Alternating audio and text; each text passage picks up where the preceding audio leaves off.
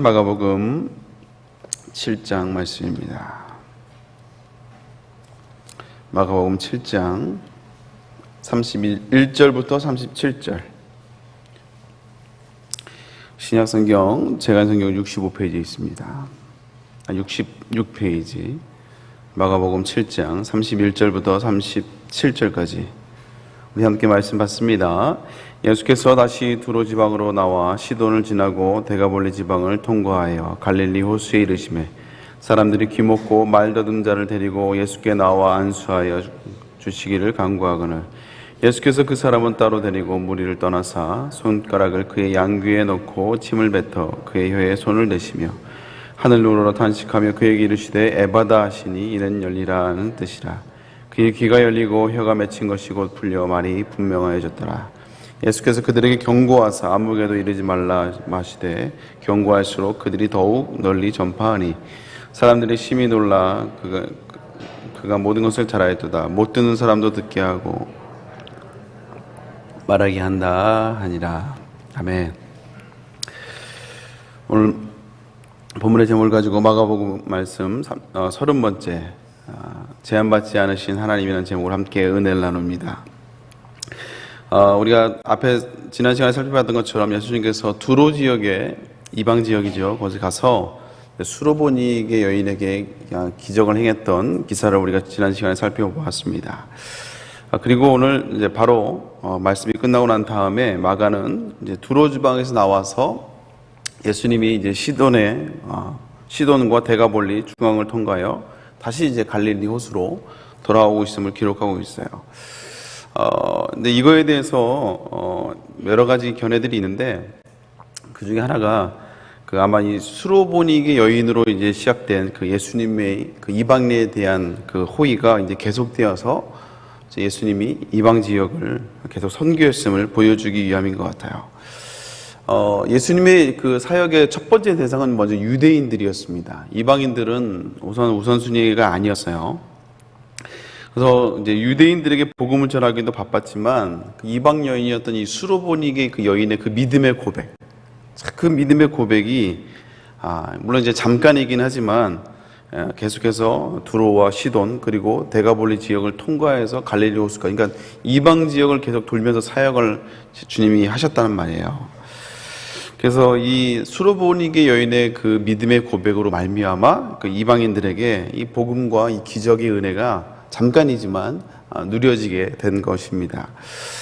바랄기는 저와 여러분의 그 믿음의 주님을 향한 그 믿음의 고백과 행동으로 말미암아 여러분의 믿음의 고백으로 말미암아 주변에 함께하는 사람들이 여러분의 그 고백으로 하나님의 은혜를 누릴 수 있기를 주님의 이름으로 축복합니다. 그래서 오늘 이제 다시 갈릴리 호수에 이르러서 이제 귀먹고 말 더듬는 자를, 말이 어눌한 자를 고치시는 장면이 나오죠. 오늘 본문의 기적은 이제 마가에게만, 이 마가복음에만 유일하게 기록되어 있는 내용입니다. 오늘 주인공이 이제 귀먹고 말 더듬는 자, 이제 두 가지 장애를 같이 갖고 있어요.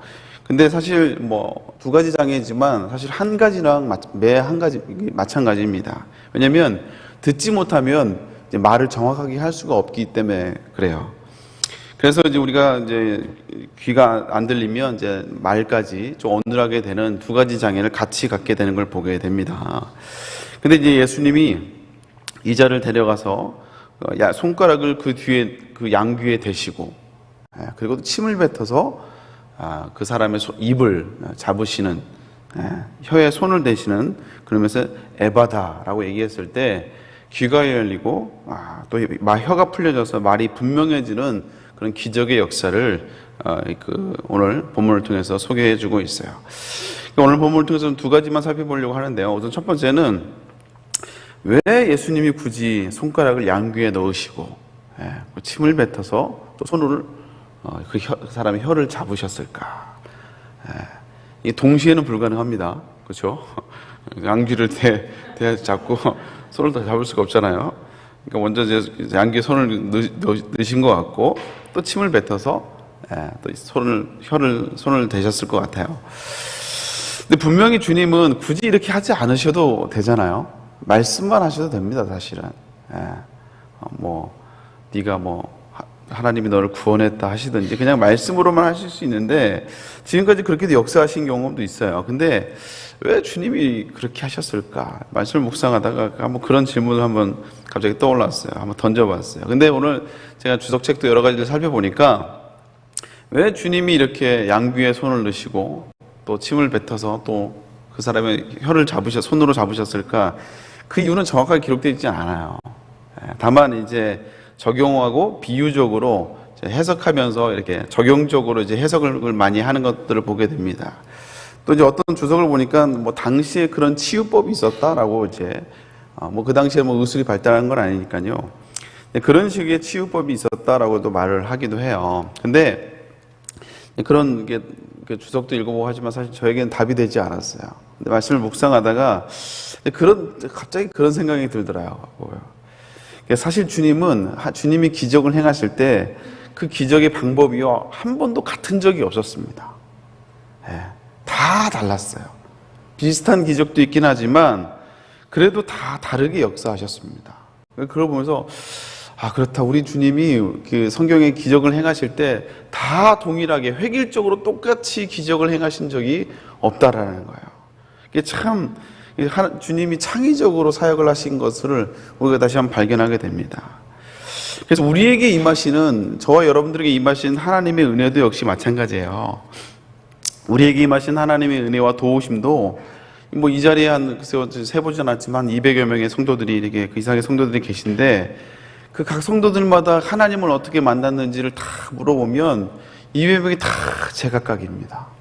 다 하나님이 그 사람의 상황과 또 형편에 맞게 하나님이 다 아름답게 만져주시고 또 찾아와 주시며 역사하시는 것들을 우리가 볼 수 있다는 거예요. 그러니까 하나님이 획일적으로 일하지 않으신다는 거예요. 획일적으로 일하지 않습니다. 그래서 지금도 하나님은 일하실 때 다 다르게 각 사람의 상황과 형편에 맞게 다 다르게 일하세요. 그래서 그 때와 시기도 다른 거예요. 그 때와 시기도. 그래서 우리의 생각이 아니라 하나님의 계획대로, 하나님의 뜻대로 하나님이 다 아름답게 행하시고 일하시는 것들을 보게 된다는 것입니다. 그래서 어쩌면 여러분, 내가 내 삶이 내 생각대로 되지 않는다고, 때로는 내 계획대로 이루어가지 않는다고 해서 실망할 것도 없다라는 거예요. 왜냐하면 내가 기대했던 것들이 있고 또 그것도 우리가 또 기도할 거 아닙니까? 근데 안 될 때가 있어요.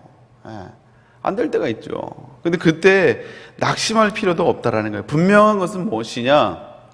여전히 하나님이 나와 함께하고 계시다는 사실입니다. 아멘. 지난 수요일 담임 목사님이 그 수요일 밤에 말씀하시면서 수요 예배 때 하나님의 손길보다 하나님의 얼굴을 구하라는 말씀을 하셨어요. 하나님의 손길은 뭐 도움이죠. 뭐 기적이고 뭐 응답일 수 있지만 그것보다 더 중요한 것은 하나님의 얼굴을 구해야 된다는 거예요. 하나님의 임재를 구해야 되고, 왜냐하면 때로는 하나님의 손길이 느껴지지 않을 때가 있거든요. 하나님의 손길이 나를 떠난 것처럼, 나만 제외한 것처럼 느껴질 때가 있어요. 그런데 그럼에도 불구하고 우리가 그 상황 속에서 언제든지 우리가 놓치지 말아야 될 것은 뭐냐면 하나님의 얼굴이라는 거예요. 하나님이 늘 나와 함께 하시고 계심을 우리가 놓치지 말아야 된다는 것이죠. 그래서 하나님이 나와 함께 하시고 우리가 믿고 하나님이 나와 함께 하시면 우리가 기억하고 있다면, 그러면 내 문제가, 내 기도응답이 내 생각한 대로 풀리지 않는다고 해서 우리가 낙심할 필요가 없다라는 거예요. 그래서 오늘 어쩌면 예수님이 이 귀먹고 말을 어눌한 사람을 참 희한한 방법으로 고치시잖아요. 희한한 방법으로, 참 독특한 방법으로 고쳤어요. 근데 왜 이렇게 하냐? 그보다 더 중요한 것은 무엇이냐? 우리 주님이 여전히 일하고 계신다는 사실입니다. 아멘? 어떤 방법으로냐가 중요한 게 아니라 여전히 우리 주님은 일하고 계신다는 사실이에요. 그래서 우리 삶도 역시 마찬가지예요. 내 자녀의 문제, 또 내 삶의 여러 가지 문제, 내 배우자의 문제, 또 어떤 내 여러 가지 기획했던 수많은 문제들이 있잖아요. 이게 안 되면 절대 안 돼. 뭐 그런 우리 기도 제목도 있단 말이에요. 나는 이렇게 기도하고 이렇게 되기를 바랬는데 주님은 내 생각과 다르게 참 희한하게 인도하실 때가 있습니다. 이렇게 하면 참 편한데 내가 계획을 다 세워놨단 말이에요. 이렇게 하면 제일 좋아요. 간증도 하고 하나님 내가 이렇게 할 건데 하나님이 참 그렇게 안 하시고 희한하게 인도하세요. 내 생각과는 다르게. 그리고 이게 아닌데 할 수도 있지만, 내가 분명히 이렇게 기도하지 않았는데 왜 하나님이 이렇게 인도하신가 할 수 있지만요.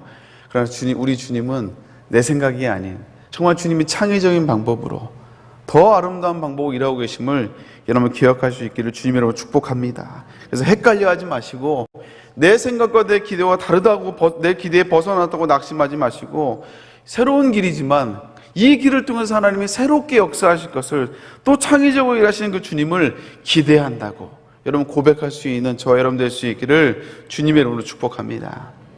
또 두 번째는, 또 주님이 오늘 이 기적을 행하고 난 다음에 증거하지 못하게 하셨어요. 증거하지 못하게.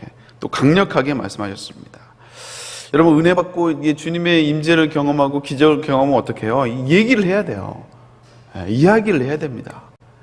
답답해서 견딜 수가 없어요. 예전에 그런 예화가 있더라고요. 어떤 분이, 장로님이 주일날 골프를 치러 가신 거예요. 몰래 출장 간다 하고 몰래 그냥 골프를 치러 가셨어. 근데 홀인원이 됐네. 근데 이걸 자랑해야 되는데 자랑을 못 하는 거예요.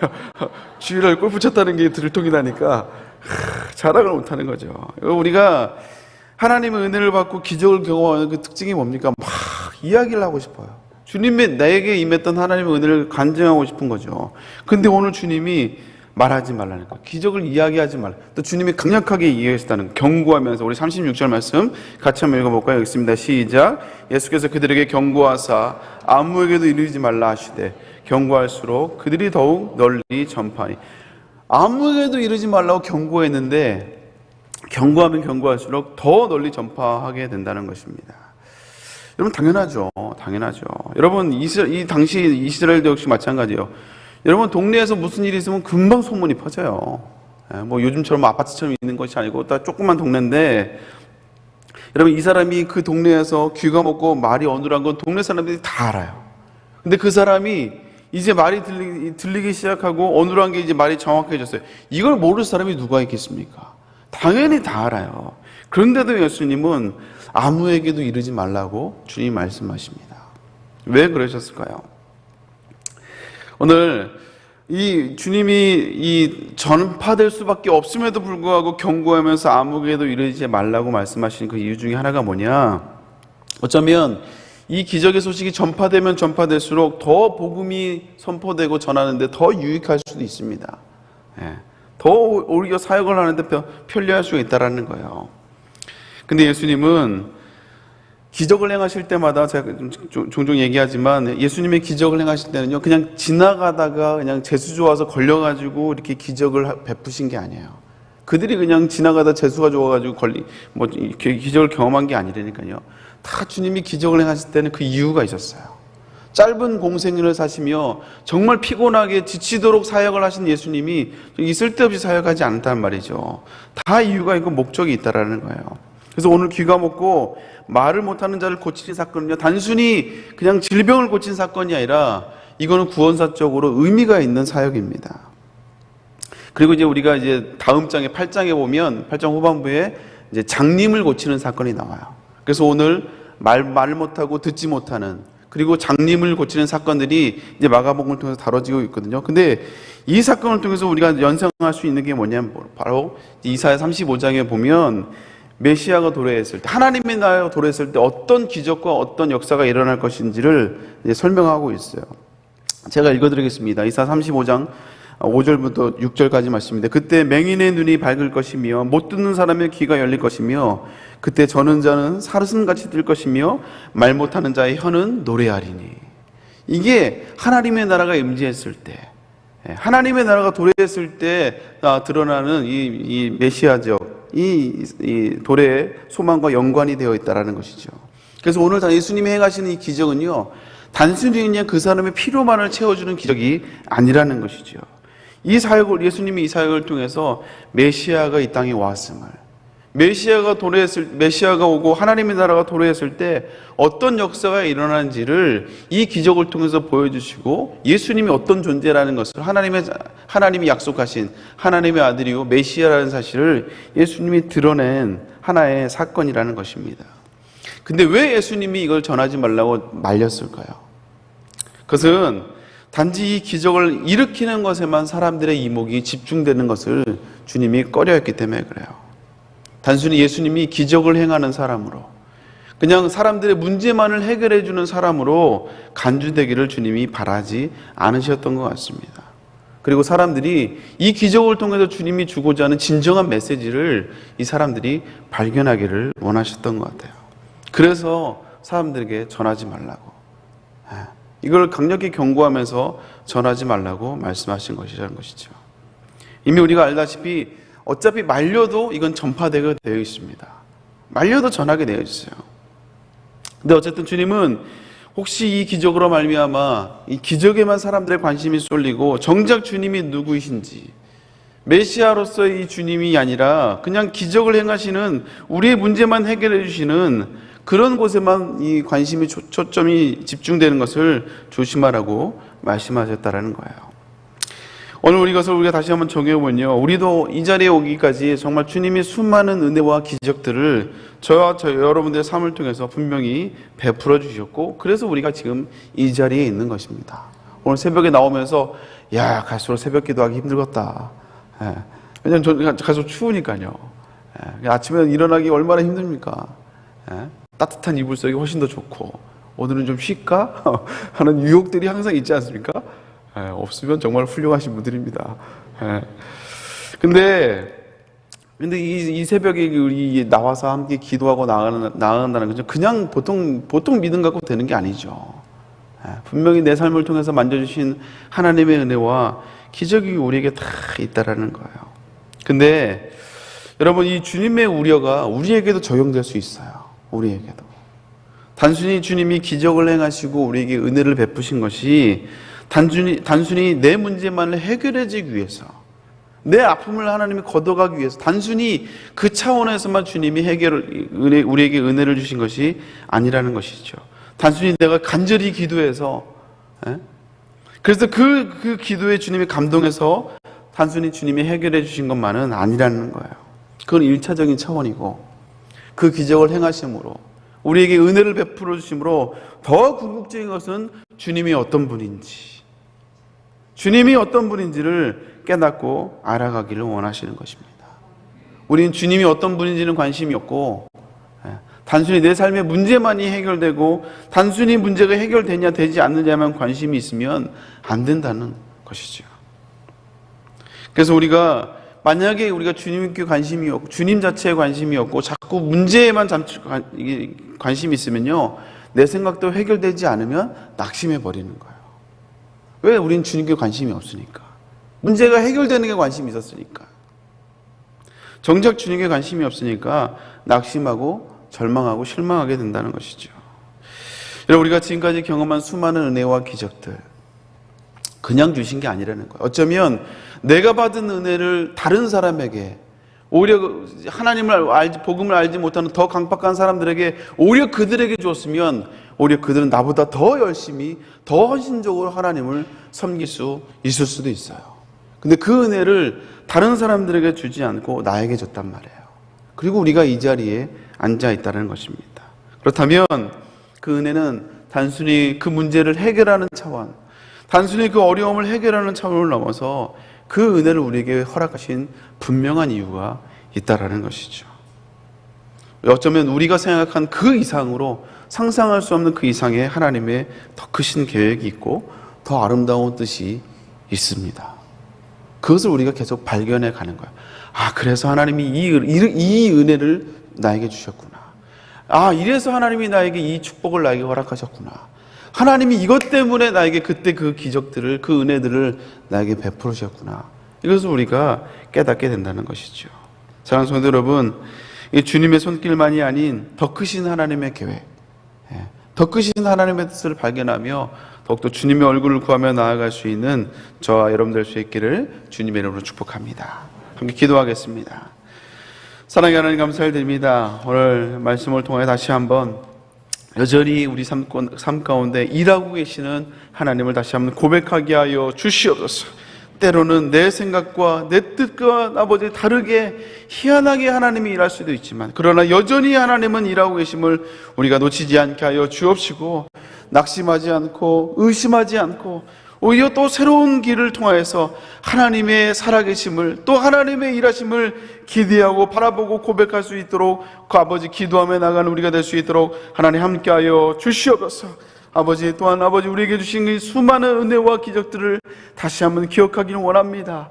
단순히 내 문제만 해결하는 것이 아니라 이것을 통해서 더 큰 영광을 받기 원하시며 나를 통해 영광 받기 원하시는 하나님의 놀라운 뜻과 은혜를 발견하며 나가는 성도들 될 수 있도록 인도하여 주시옵소서.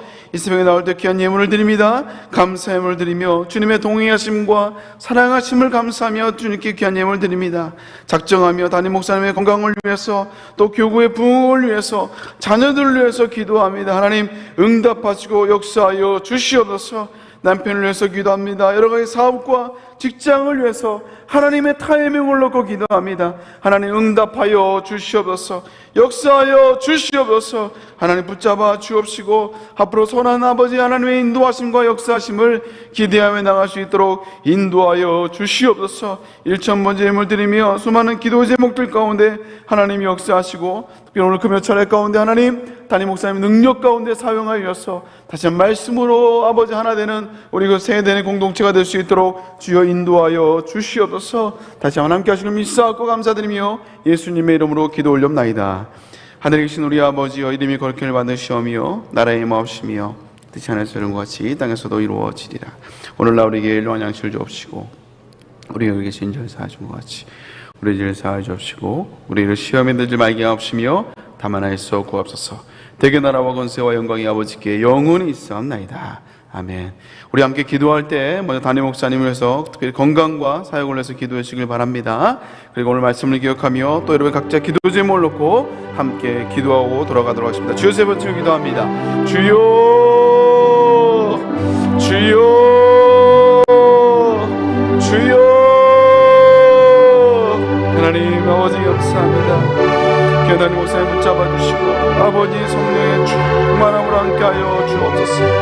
아버지 오늘 말씀을 기억하며 여전히 우리를 위해서 일하고 계신 하나님을 우리가 믿음의 눈으로 바라봅니다. 하나님의 손길보다 하나님의 임재를 구하며 하나님의 얼굴을 구하며 나아가게 하여 주옵소서.